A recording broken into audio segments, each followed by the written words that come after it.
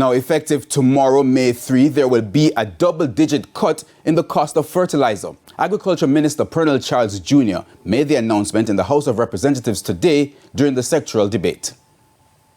Farmers have amplified their complaints about high fertilizer prices due to the Russia-Ukraine war and supply chain disruption linked to the COVID-19 pandemic.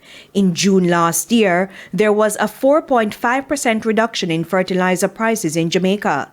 Months later, another announcement. Effective tomorrow, we can announce a 22% reduction for all granule fertilizers. And I remind you, Madam Speaker, I'm happy that I heard my colleague, because I don't shy from the facts.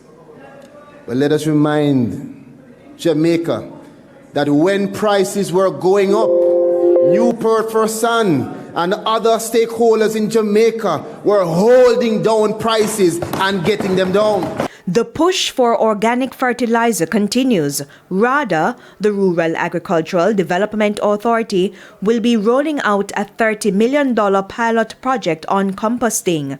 Farmers will be trained and the fertilizer will be used on the pilot farms and then distributed to other farms as production increases. Similarly, we will work with the two established organic fertilizer producers to ramp up production as we provide an environmentally friendly alternative to the inorganic fertilizers. Registered farmers are also set to receive other benefits. First up, 60 farmers will get 1 acre of their land prepped for farming. They can also choose to have the 1 acre of land cleared. And we're committed to assisting them not only with fertilizer, but with the preparation of their land in the right way. And so we will ramp up our support in terms of technical support. And also, we can announce today that we are committed to preparing the land and providing high-quality protein planting material for up to half an acre whenever we can find the farmers that put themselves in clusters across the island.